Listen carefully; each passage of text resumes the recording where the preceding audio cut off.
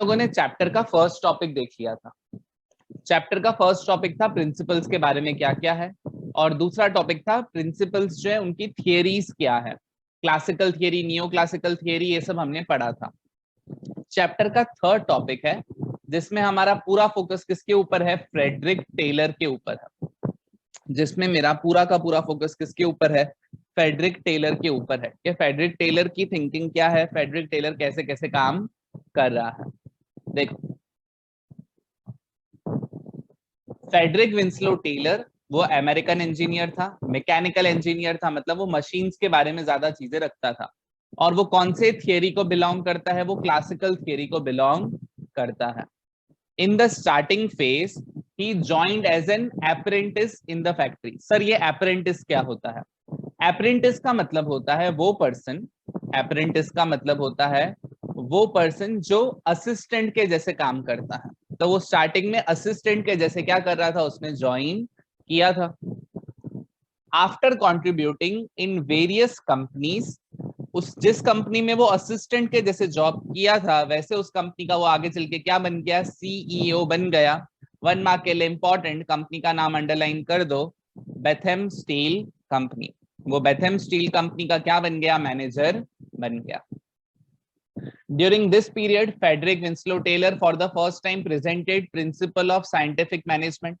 उसने scientific management का principal बताया। साइंटिफिक मैनेजमेंट में क्या है, अगले आंसर में समझा रहा हूं, लेकिन एक और 1 मार्क के लिए आंसर इंपॉर्टेंट टिक कर दो, he is known as father of scientific management. तो 1 मार्क के दो चीजें आए हैं इस स्लाइड में, पहला ये कौन सी कंपनी में काम करता था, और दूसरा कि अगर आपसे एग्जाम में 1 मार्क्स में पूछे कि फादर ऑफ साइंटिफिक मैनेजमेंट कौन है, आप नाम क्या लिखोगे, फेडरिक डब्ल्यू टेलर या फेडरिक विंस्लो टेलर। तो ये आपका क्वेश्चन नंबर 9। पूरा क्वेश्चन 9 कभी नहीं पूछेंगे, बस वो दो 1 मार्कर्स इंपॉर्टेंट टिक कर देना उसमें। सर आप पीपीटी के प्रिंट्स दे सकते हो? देखो मैंने जो आपको नोट्स दिए हैं और पीपीटी दोनों डिट्टो सेम है। नोट्स उसमें से पढ़ना मेरे ख्याल से इजी होगा, पीपीटी में कलर है, ये है प्रिंट, फालतू में आपका है ना, क्या कहते हैं, पेजेस इंक्रीज हो जाएंगे। तो जो नोट्स हैं उसी में से पढ़ा रहा हूँ। बट अगर आप बोलोगे तो मैं पीपीटी की आपको पीडीएफ भेज दूंगा, अगर आपको लगे आप प्रिंट करवा दो पहले।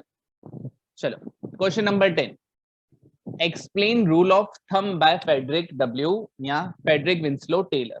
के रूल ऑफ थंब क्या था, सुनना। पहले क्या होता था, पहले के जमाने में फेडरिक टेलर के पहले, कि मुझे मशीन से प्रोडक्शन करवाना है, तो याद है मैं ऐसे कहता था कि भाई जैसे चल रहा है वैसे चलने दो, जैसे चल रहा है काम वैसे चलने दो, कुछ ज्यादा आप लोग छेड़छाड़ करो नहीं, जैसे चल रहा है चलने दो। इसको बोलते हैं rule of thumb. Rule of thumb का मतलब क्या हुआ कि मैनेजर अपने इंस्टिंक्ट के ऊपर, कि यार 4 जनों को मेरे को हायर करने, 4 में से पहले वाला ठीक लग रहा है तो मैंने पहले वाले को हायर किया। कोई भी डिसीजन साइंटिफिक बेसिस पे नहीं लेना, डिसीजन कैसे लेना, अपने गट के बेसिस पे, कि मेरा दिल बोल रहा है ये करना चाहिए, उसको रूल ऑफ थंब बोलते हैं। फेडरिक टेलर ने आके बोला यार ये थिंकिंग ही गलत है, आप ऐसे कैसे डिसीजन ले सकते हो रूल ऑफ थंब के बेसिस पे। उसने कहा कि भाई हर डिसीजन के पीछे साइंस होनी चाहिए, कि आप प्रूफ करो कि यार ये चीज मैंने 4 में से इस मिस्टर ए को हायर किया, रीजन कि मिस्टर ए के पास एक्सपीरियंस है, दूसरा रीजन उसके पास कुछ नॉलेज है अलग, या उसके पास क्या कहते हैं इनोवेशन कुछ है। आप डिसीजन अपने गट पे नहीं लो, डिसीजन साइंस के बेसिस पे लो। तो देखो, in any business unit normally 2 classes are important. Business में 2 जने बहुत इंपॉर्टेंट होते हैं, एक बॉस और एक एम्प्लॉइज। बॉस को इन्होंने वर्ड दिया है ओनर, और एम्प्लॉइज को इन्होंने वर्ड दिया है वर्कर्स। तो ये दोनों हमेशा झगड़ते रहते हैं। बॉस को क्या चाहिए, प्रॉफिट चाहिए, एम्प्लॉइज को, वर्कर्स को क्या चाहिए, सैलरी चाहिए। अब खुद मेरे को लॉजिक बताओ, अगर आप वर्कर्स को ज्यादा सैलरी दोगे आपके पास ज्यादा प्रॉफिट बचेगा? नहीं, सैलरी ज्यादा तो प्रॉफिट कम, और सैलरी अगर कम दोगे वर्कर्स को तो आपका प्रॉफिट क्या होगा, ज्यादा होगा, बिकॉज सैलरी क्या है, खर्चा है, खर्चे कम होंगे तो प्रॉफिट ज्यादा होगा। तो ओनर और वर्कर्स एक दूसरे से हमेशा झगड़ते रहते हैं। ओनर बोलते हैं तुम लोग काम नहीं कर रहे, वर्कर्स बोल रहे हैं तुम लोग अच्छी सैलरी नहीं दे रहे।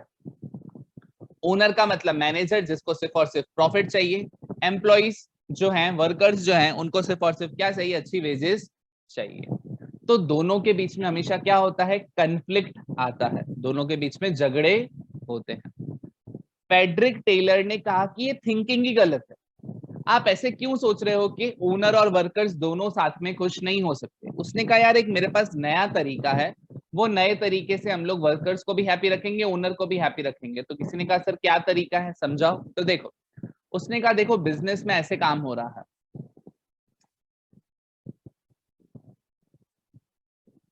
ओके, उसने कहा हम लोग रॉ मटेरियल खरीद रहे हैं 50 रुपए का, वर्कर्स को वेजेस दे रहे हैं 20 रुपए, 70 रुपए में बनाया, प्रॉफिट 30 रुपीज ऐड करके 100 रुपए में बेचा।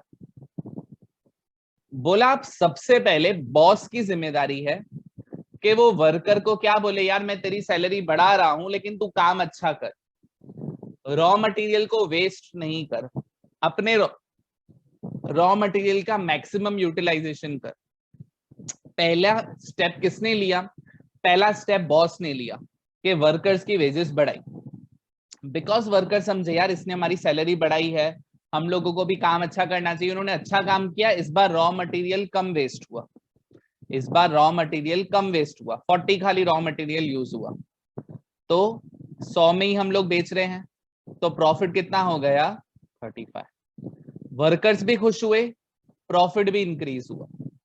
तो उसने कहा यार अगर आप ऐसा साइंटिफिक सिस्टम लेके आओ जिससे वर्कर्स भी खुश हो, बॉस भी खुश हो, तो बिजनेस तो ही ग्रो करेगा।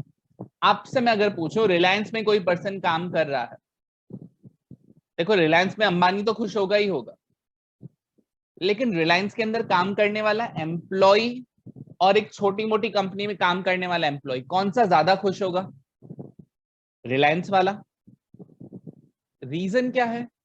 कि भाई रिलायंस एक ऐसा उन्होंने एटमॉस्फेयर बना के दिया है, एक ऐसा एटमॉस्फेयर बना के दिया है कि वर्कर्स अच्छा फील कर रहे हैं, तो ऑटोमेटिकली जिस कंपनी में वर्कर खुश होंगे, मैं कह रहा हूं वर्कर्स को खुश करना, ऐसा नहीं है वर्कर्स को बोले तुम काम ही नहीं करो, तुम बस आराम से बैठे रहो, ऐसा नहीं बोल रहा हूं। वर्कर्स के ऊपर ट्रस्ट करो, वर्कर्स की थोड़ी सैलरी इंक्रीज करो, वर्कर्स अगर काम अच्छा करेंगे तो प्रॉफिट भी आगे चल के इंक्रीज होगा ही।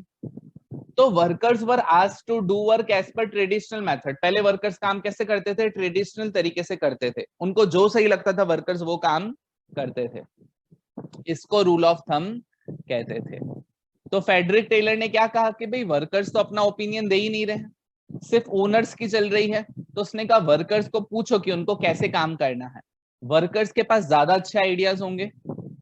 This time Taylor presented a new concept, जिसको उसने क्या कहा? साइंटिफिक अप्रोच का, कि आप साइंस को यूज करो, रूल ऑफ थंब को यूज नहीं करो कि हर एक बॉस को जो सही लगे उस वो काम कर रहा था। Thus, in short, rule of thumb means workers should do as management asks them to. कि रूल ऑफ थंब क्या कहता है? कि भाई वर्कर्स को जो मैनेजमेंट बोले वो फॉलो करना। फेडरिक टेलर बोलता है कि रूल ऑफ थंब बहुत ही ज्यादा गलत कंसेप्ट है।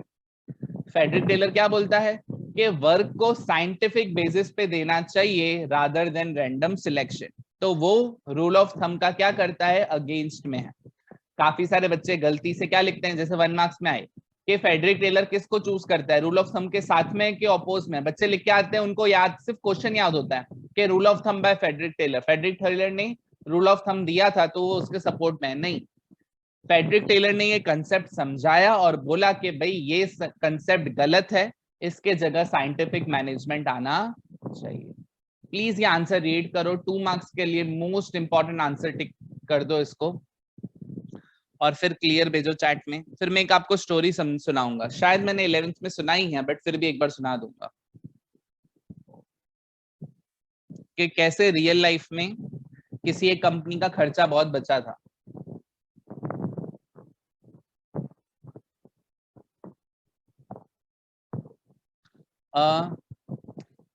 Sir can you explain rule of thumb again? Sania, rule of thumb का सिंपल मतलब है कि भाई जैसे काम हो रहा है वैसे होने दो, बॉस जो बोलेगा वो आपको फॉलो करना है, उसको रूल ऑफ थंब कहते हैं। ट्रेडिशनल मेथड दिया है मतलब वही रूल ऑफ थंब भी।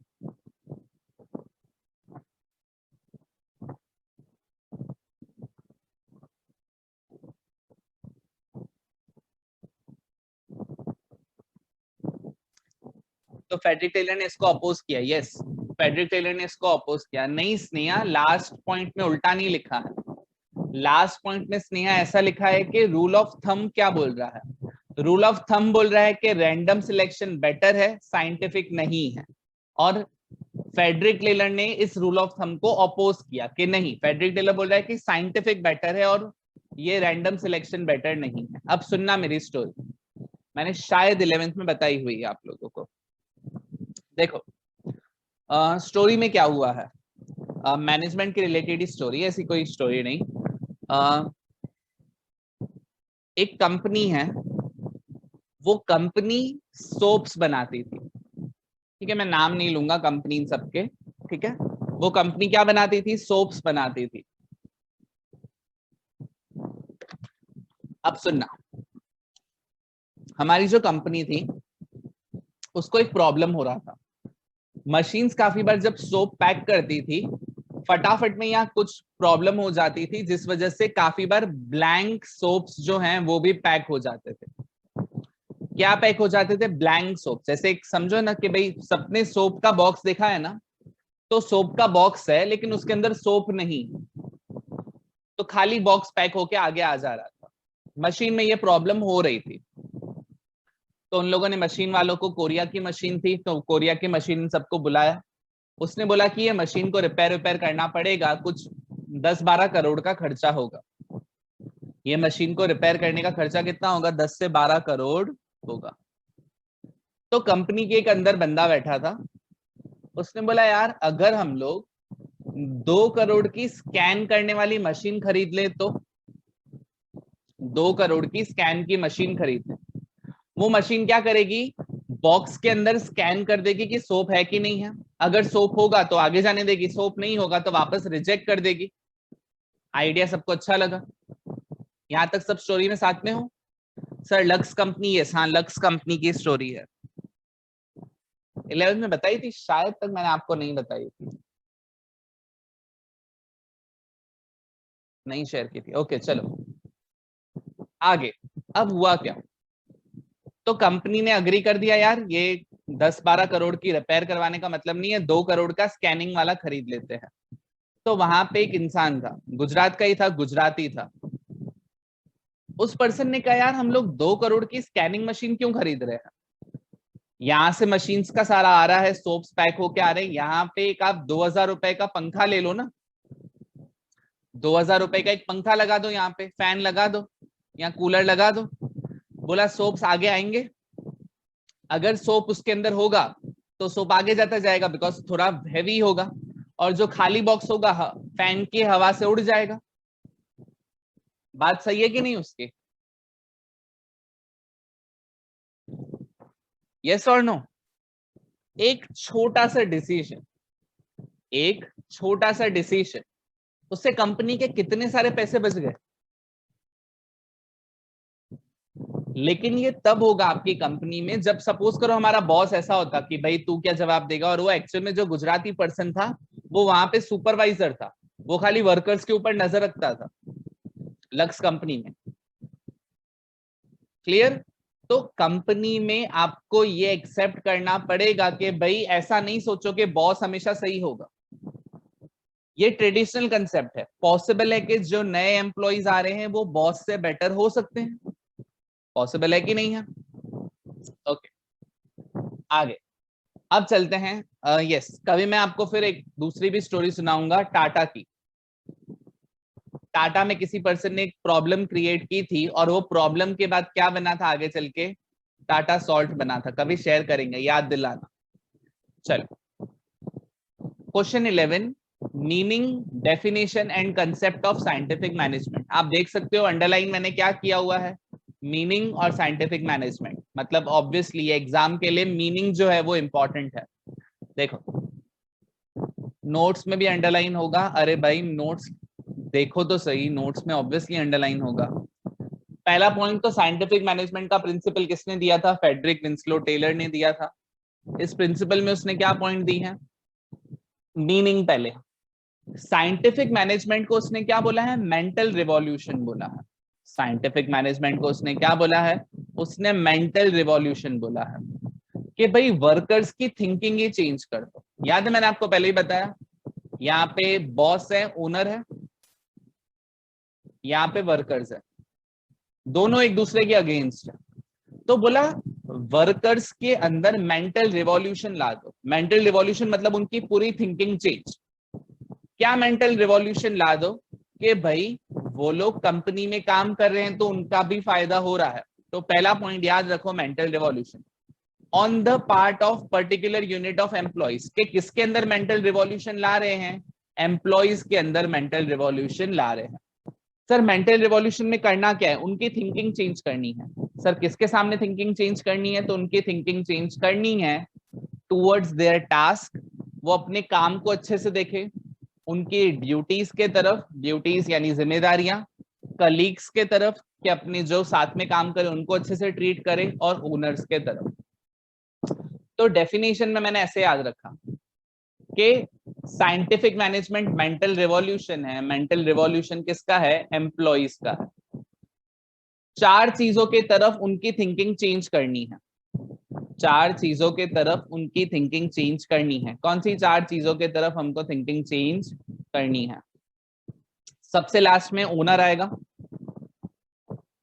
फिर आएगा कलीग्स।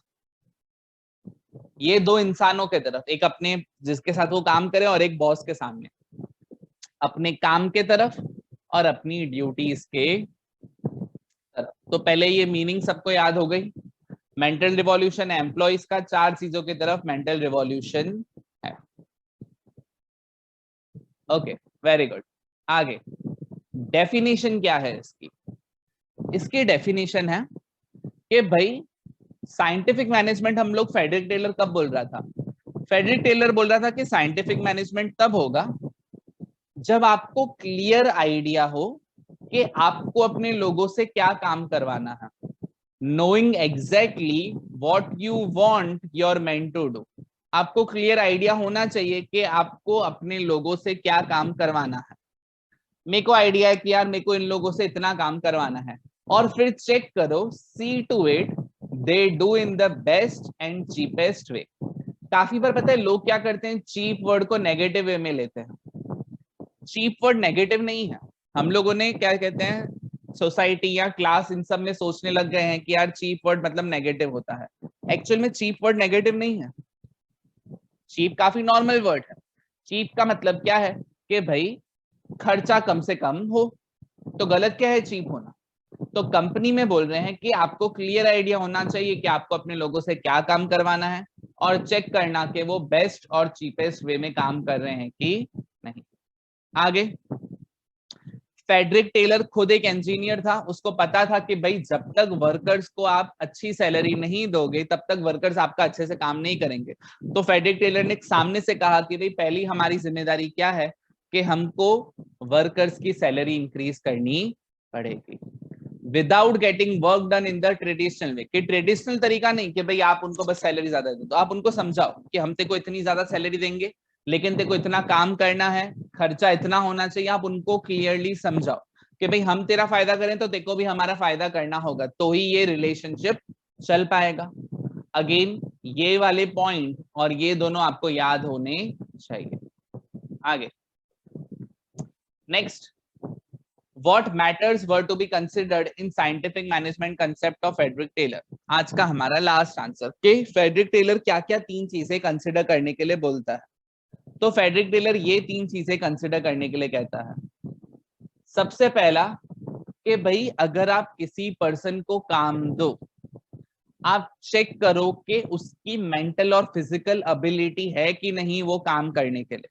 कि भाई मैं कंपनी में किसी को है ना हायर कर रहा हूँ सेल्स के लिए, तो चेक करूं यार इसके पास मेंटल कैपेसिटी, फिजिकल कैपेसिटी है कि नहीं गुड्स को बेचने के लिए। सेकंड, एक बार मैंने देख लिया हाँ भाई इसमें कैपेसिटी है, ये काम कर सकता है, तो मैं चेक करूंगा कि भाई वो अपना मैक्सिमम वर्क कर रहा है कि नहीं कर रहा है। और अगर मैक्सिमम वर्क कर रहा है तो मैं उसको बोनस दूंगा, सैलरी ज्यादा दूंगा। कितनी ज्यादा दूंगा? 30% to 100% तक उसको ज्यादा सैलरी मिलेगी। 3 चीजें, काम उसकी कैपेसिटी के हिसाब से है कि नहीं है वो देखूं, काम दे दिया, फिर उसको मैं बता दूं कि ये तेरा मैक्सिमम है, तेरे को इतना तो करना है, इससे ज्यादा करेगा तो ज्यादा सैलरी मिलेगी। और अगर उस पर्सन ने वो काम कर दिया तो उसको आपको ज्यादा सैलरी देनी है, 30% से 100% के बीच में आपको देनी है। क्वेश्चन 12 याद हुआ? Let's start. हम लोग डिस्कस कर रहे हैं क्वेश्चन नंबर 13। क्वेश्चन नंबर 13 है explain principles of scientific management.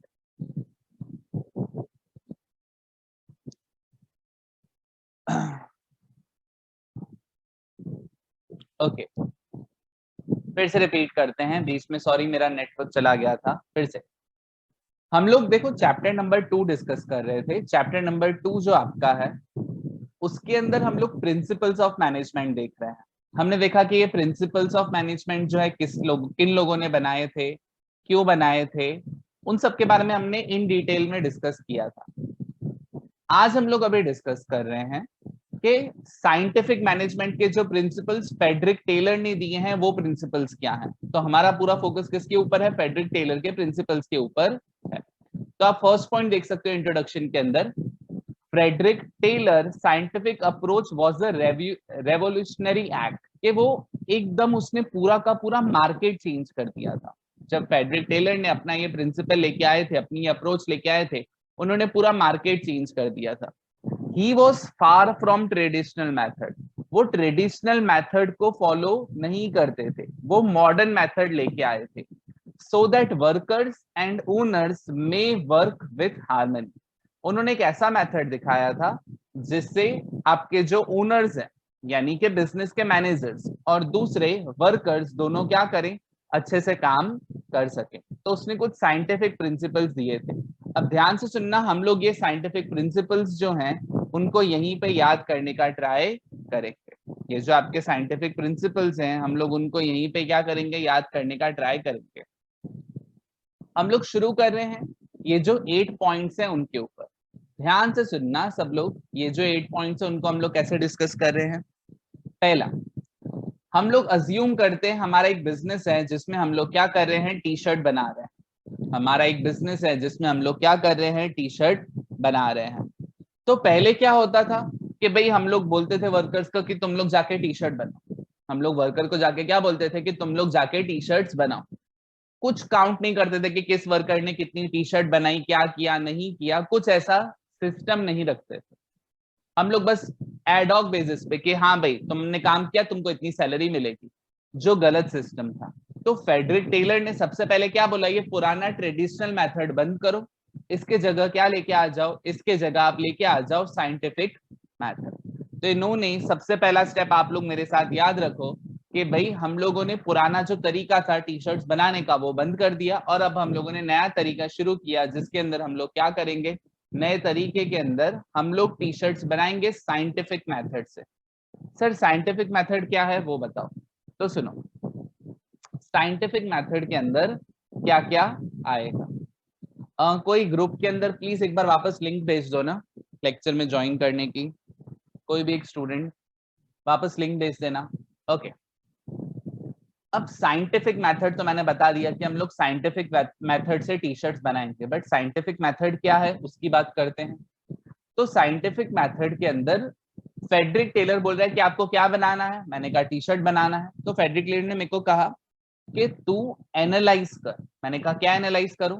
बोला कि तेको एक टी शर्ट बनाने के लिए कितना टाइम लगता है, कितना टाइम लगना चाहिए, कौन से मटेरियल से तू टी शर्ट बनाएगा, क्या क्या चीजें यूज करके तू टी शर्ट बनाएगा, वो सारी चीजें हम लोग क्या कर रहे हैं, एनालाइज कर रहे हैं।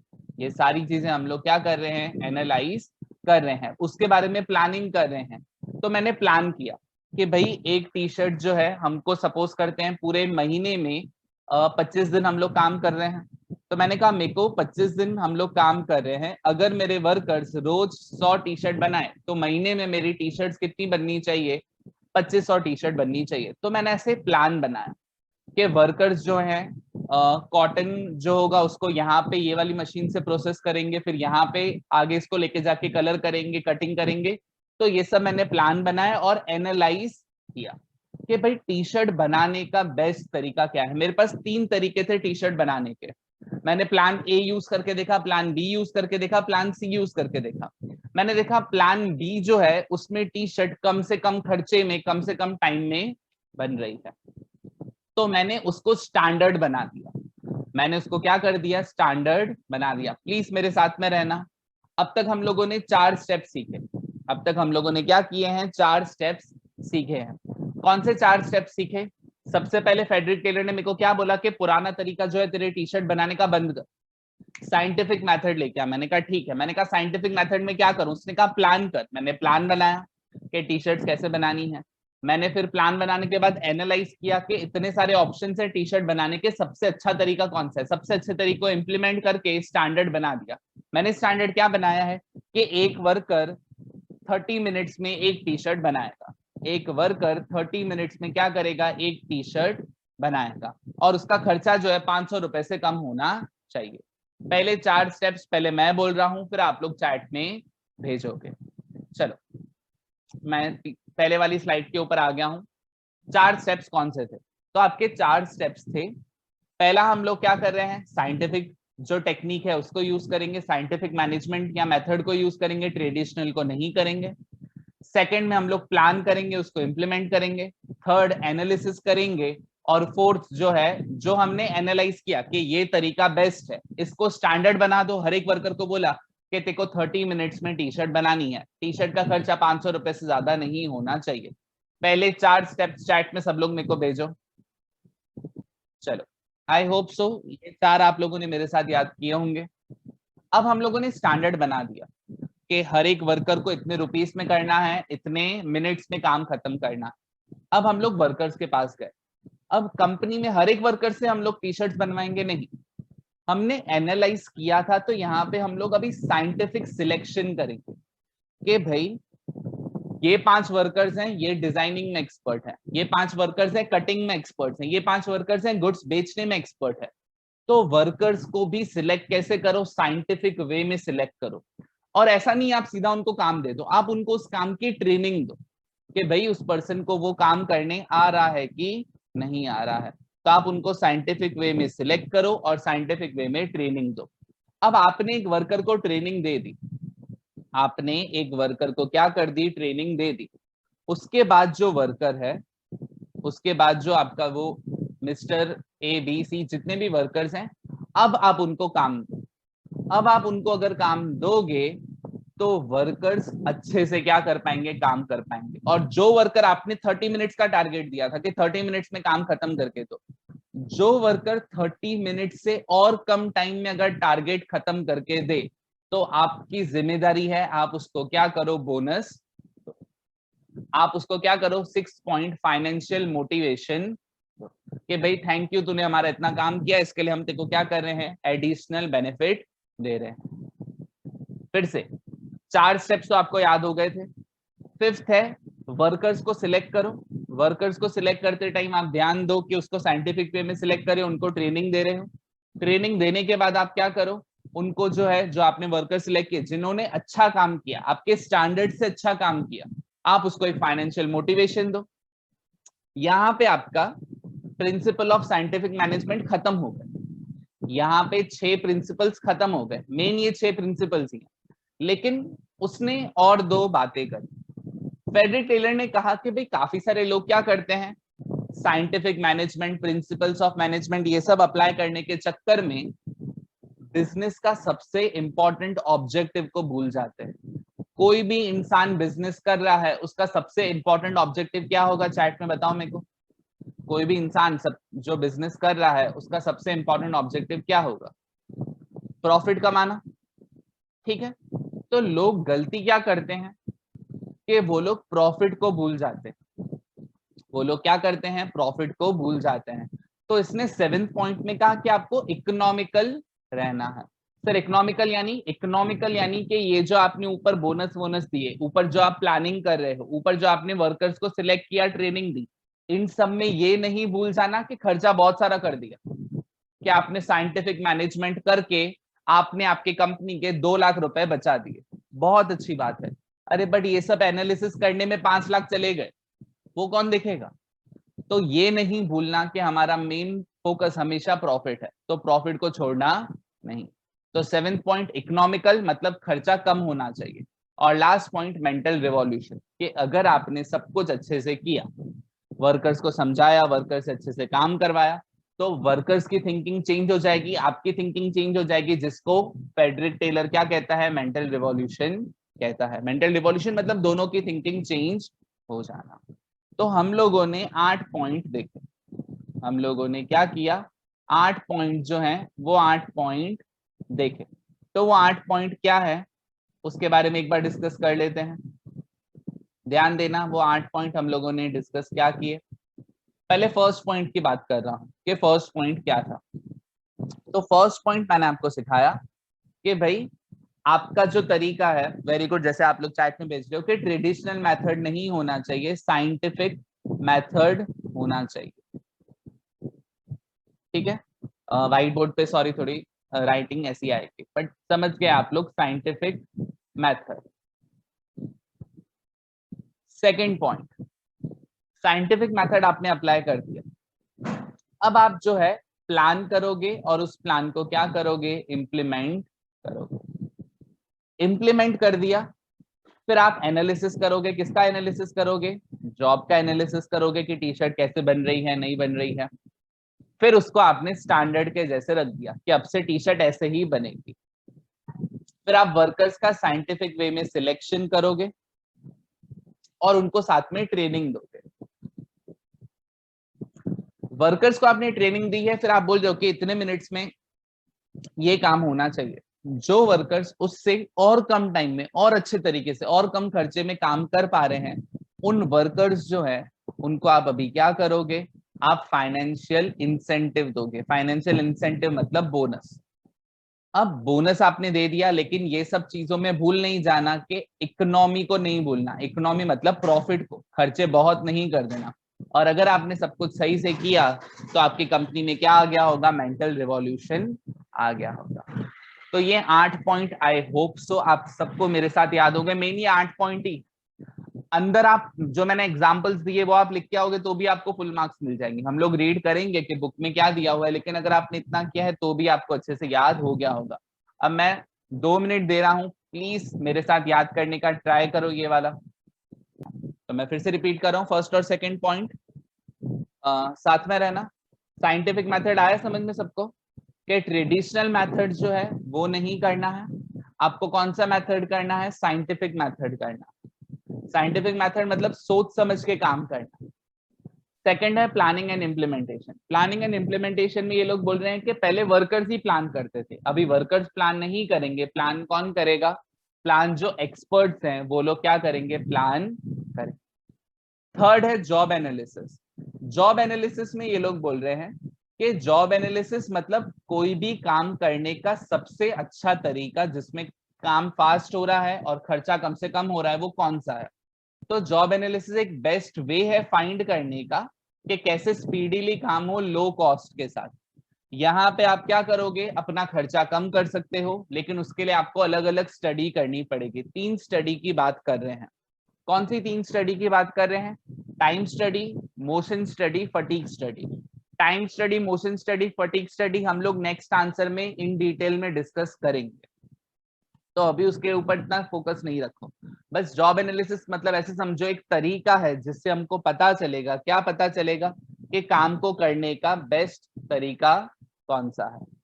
फोर्थ है स्टैंडर्डाइजेशन।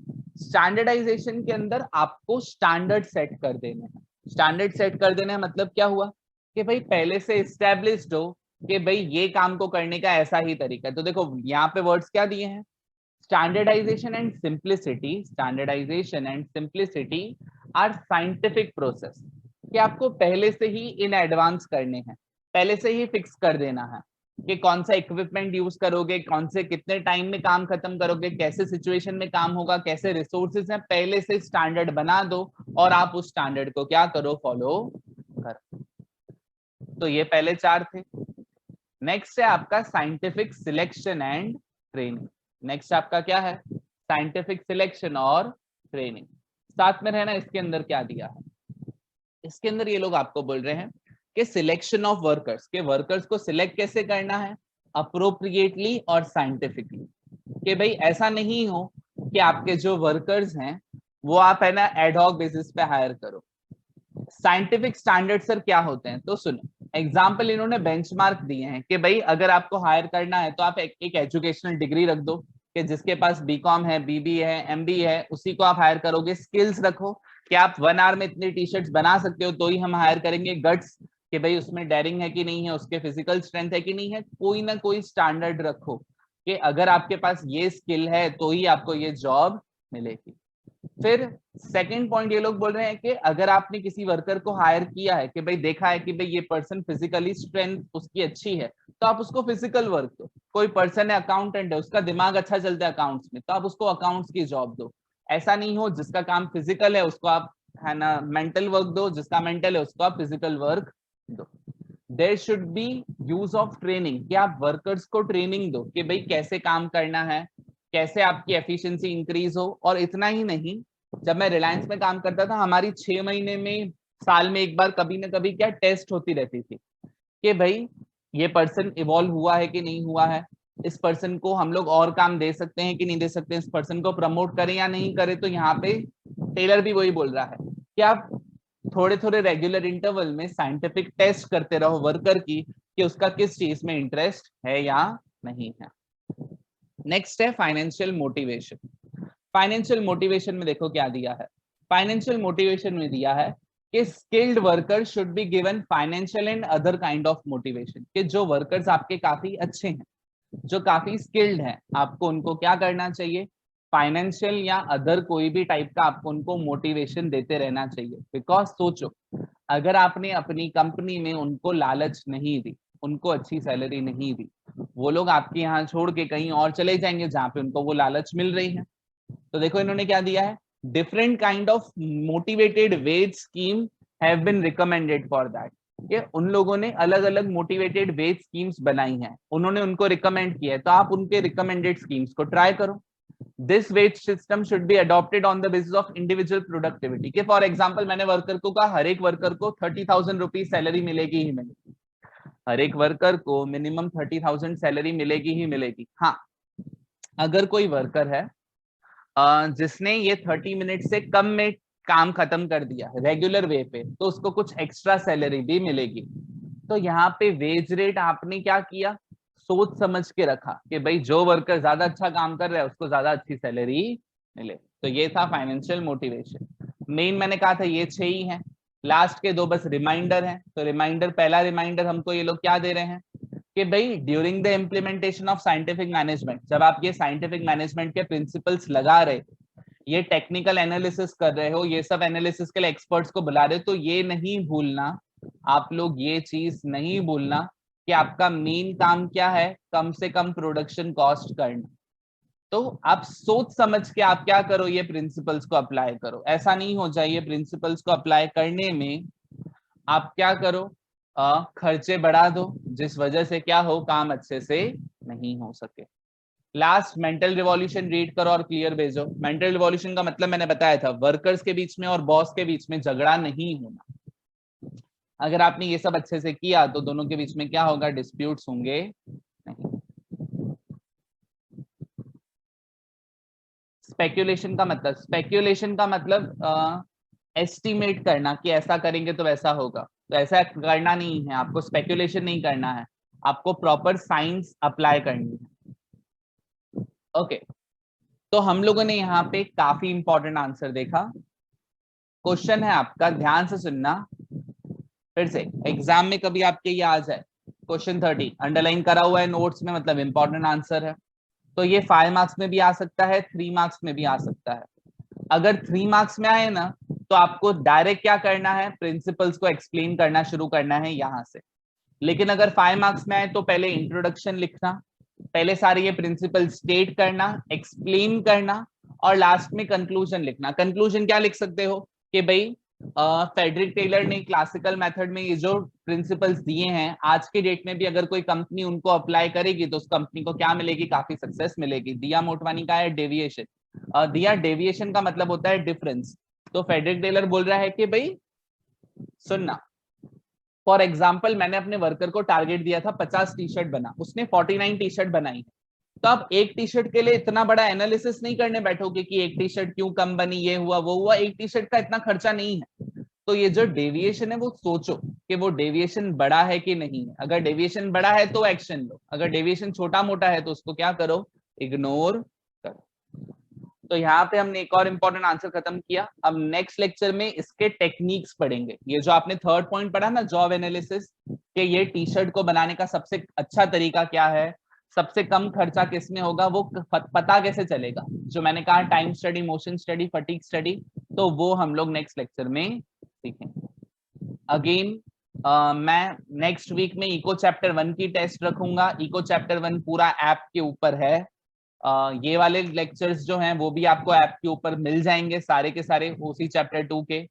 तो प्लीज रिवाइज करते रहो। नेक्स्ट वीक में आपकी किसकी टेस्ट होगी, नेक्स्ट वीक में आपकी इको चैप्टर 1 की होगी।